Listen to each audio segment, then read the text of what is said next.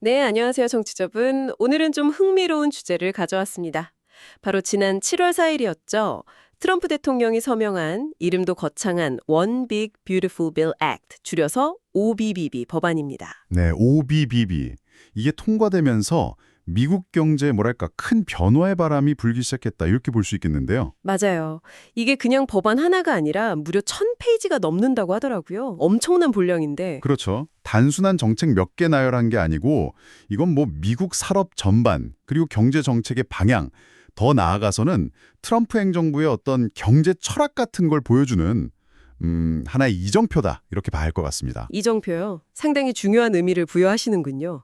그래서 오늘 저희가 좀 깊게 파볼 내용은 이 OBBB 법안이라는 큰 변화 속에서 왜 SCHD가 여기서 가장 큰 수혜를 볼 수 있다. 이런 분석까지 나오는지 한번 자세히 들여다보죠. 네, 좋습니다. 그 OBBB 법안을 보면요. SCHD의 장기적인 성장에 중요할 수 있는 두 가지 포인트가 있어요. 두 가지요? 네. 첫째는 소비자의 가처분 소득 증대, 그리고 둘째는 전통 에너지 섹터에 대한 정책 변화. 이 두 가지를 중심으로 법안 내용을 좀 상세히 살펴보겠습니다. 좋습니다. 그럼 먼저 소비자들, 그러니까 우리 주머니 사정이 어떻게 달라지는지부터 볼까요?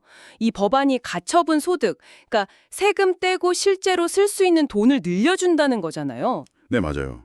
그게 핵심 중 하나인데 구체적으로 보면 세 가지 정도 주요 변화가 있습니다. 세 가지나요? 어떤 건가요? 첫째는 팁 소득하고 초과 근무 수당에 대해서 소득세를 면제해 주는 겁니다. 아, 팁이랑 초과 근무 수당이요? 네, 이게 미국 내에서 서비스직 종사자가 한 8천만 명이 넘거든요. 이분들에게는 정말 직접적인 소득 증대 효과가 있을 수 있겠죠. 와, 8천만 명이면 정말 많은데요? 그분들한테는 확실히 도움이 되겠네요. 그럼 두 번째는요? 두 번째는 그 2025년에 끝날 예정이었던 소득세일 감면 조치가 있었어요. 이걸 영구화하고 표준 공제액 자체도 올렸습니다. 아, 감면이 영구화되고 공제액도 늘어난 거군요. 네.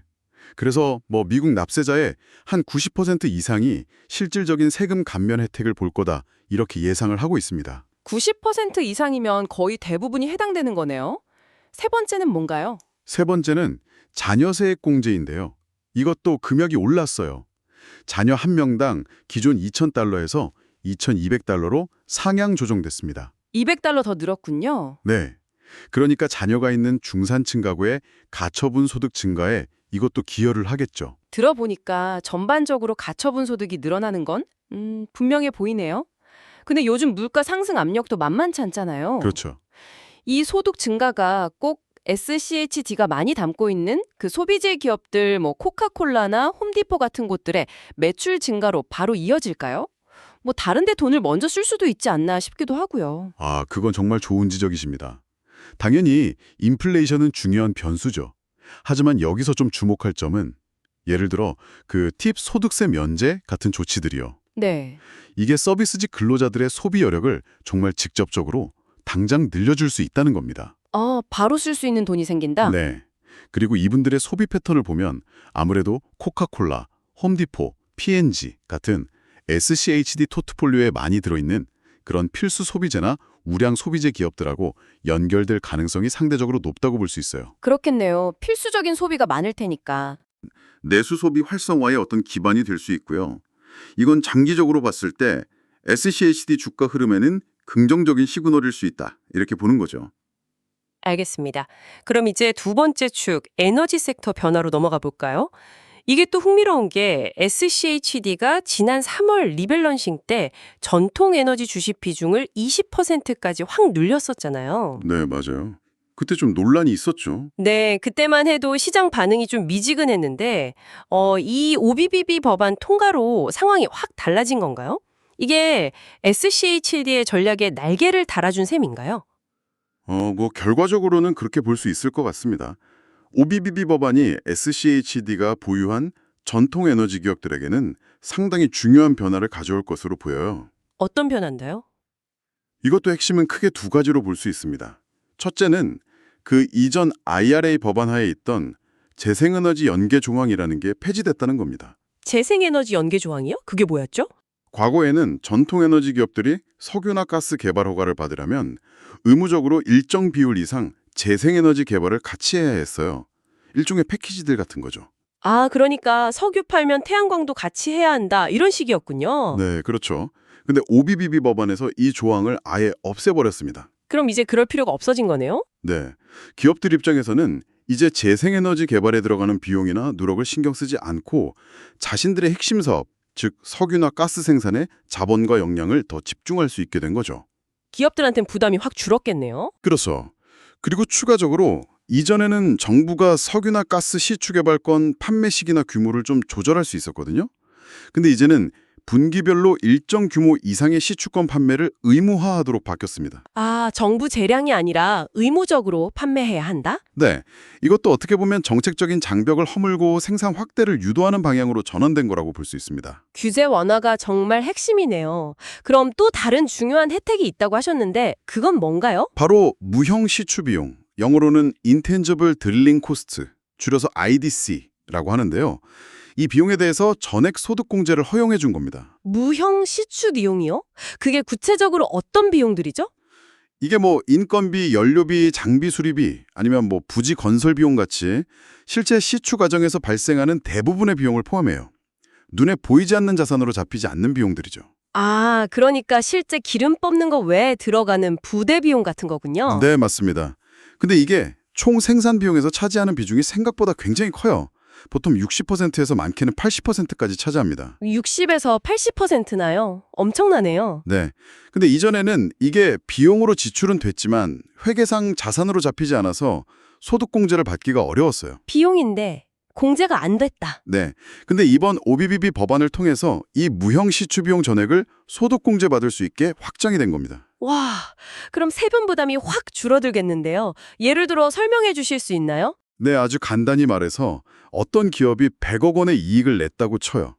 근데 그 과정에서 무형시추 비용으로 60억 원을 썼다면 이전에는 뭐 이런저런 복잡한 계산이 있었겠지만 이제는 아주 명확하게 그 60억 원을 공제하고 남은 40억 원에 대해서만 법인세를 내면 되는 겁니다. 이야, 정말 상당한 세금 절감 효과겠네요. 기업 입장에서는 현금 흐름이 엄청 좋아지겠어요. 네, 바로 그겁니다. 기업의 현금 유동성을 직접적으로 개선하고 당연히 수익성 증대에도 기여하겠죠. 장기적으로는 주가에도 긍정적인 영향을 줄 수 있고요. 그렇군요. 그럼 아까 말씀하신 재생에너지 연계조항 폐지랑 이 무형시추 비용 전액 공제, 이 두 가지가 합쳐지면 와, SCHD 포트폴리오에 있는 전통에너지 기업들한테는 정말 큰 호재네요. 네, 그렇다고 볼 수 있습니다. 운영 부담은 줄고 수익성 개선 잠재력은 높아지는 그런 환경이 조성된 거죠. 결과적으로 봤을 때는 이 OBBB 법안이 SCHD의 포트폴리오 구성에는 매우 유리한 환경을 만들어준 것은 분명합니다. 네, 결과적으로는 그렇게 됐네요. 네, 그래서 장기적인 관점에서 보면 미국 경제 정책의 큰 두 흐름, 그러니까 강력한 내수 소비, 그리고 전통에너지 중심의 에너지 패권 강화, 이 두 가지가 SCHD에는 꽤 긍정적으로 작용할 수 있는 환경이 마련되었다, 이렇게 해석할 수 있습니다. SCHD한테 유리한 쪽으로 정책 방향이 잡힌 것 같긴 합니다.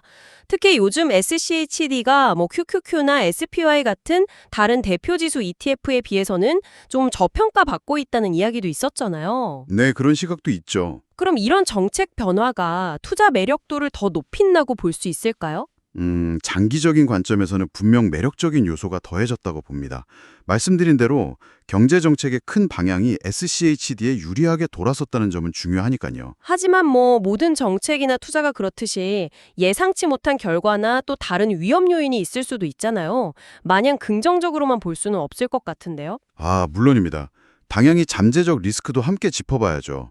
크게 두 가지 정도 생각해 볼 수 있을 것 같아요. 어떤 리스크들이 있을까요? 첫째는 아까 잠깐 얘기 나눴던 인플레이션 문제입니다. 가처분 소득이 늘어난다고 해도 만약에 OBBB 법안과 연결된 다른 정책들, 예를 들어 관세 정책 같은 것 때문에 전반적인 물가 상승 압력이 더 높아진다면요. 아, 그렇죠. 돈은 더 생겼는데 물가가 더 오르면 실제 소비 여력은 기대만큼 안 늘어날 수도 있겠네요. 네, 맞습니다. 실질 구매력 개선 효과가 제한적일 수 있다는 거죠. 이게 첫 번째 리스크고요. 그럼 두 번째 리스크는 뭔가요? 두 번째는 에너지 섹터 쪽인데요. 규제가 완화되고 비용 공제 혜택이 생긴 건 좋은데 만약에 국제 유가가 지금처럼 배럴당 60달러대 이 정도 수준에서 계속 낮게 유지되거나 혹은 사우디아라비아 같은 주요 산유국이 갑자기 원유 증산을 결정한다거나 하는 외부 요인이 발생하면 어떨까요? 아, 유가가 낮거나 공급이 확 늘어나면 기업들이 규제 완화 혜택을 받아도 실제 이익 개선 폭은 크지 않을 수 있다. 네, 그렇죠. 정책적 지원에도 불구하고 외부 시장 환경 때문에 기업들의 실질적인 영업이익 개선이 기대에 미치지 못할 가능성도 있다는 겁니다. 이건 시간이 좀 지나봐야 명확해질 문제겠죠. 그렇군요. 그러니까 정책 자체는 호재인데 이게 실제 효과로 이어지려면 시장 상황이나 다른 외부 변수들도 잘 맞아떨어져야 한다. 이런 말씀이시네요. 네, 정확합니다. 모든 투자가 그렇듯이 정책만 보고 판단하기보다는 거시경제 환경이나 시장 변수들을 함께 고려해야 합니다. 알겠습니다. 리스크 요인까지 잘 짚어주셨네요. 네. 그럼에도 불구하고 이 OBBB 법안이 미국의 경제정책 방향 자체를 장기적으로 SCHD에게 유리한 쪽으로 전환시켰다는 그 사실 자체는 변함이 없다고 봅니다. 네, 그 방향성 자체는 중요하죠. 그렇죠. 그래서 SCHD 투자자분들 입장에서는 이런 거시적인 환경 변화가 꾸준히 투자를 이어가거나 고려해 볼 만한 중요한 근거가 될 수 있다. 이렇게는 해석할 수 있을 것 같습니다. 네, 오늘 OBB 법안이 SCHD에 미칠 영향에 대해서 정말 소비와 에너지라는 두 가지 큰 축으로 나눠서 깊이 있게 분석해 봤습니다. 긍정적인 전망부터 또 잠재적인 리스크까지 균형 있게 잘 살펴본 것 같은데요. 네, 중요한 내용들을 다룬 것 같습니다. 청취자분들께서도 오늘 저희가 나눈 이야기들을 바탕으로 SCHD 투자에 대해 한 번 더 깊이 고민해 보시는데 도움이 되었기를 바랍니다. 오늘 이야기는 여기까지 나누도록 하겠습니다. 네, 수고하셨습니다. 다음에 더 유익하고 흥미로운 정보로 다시 찾아뵙겠습니다. 감사합니다. 감사합니다.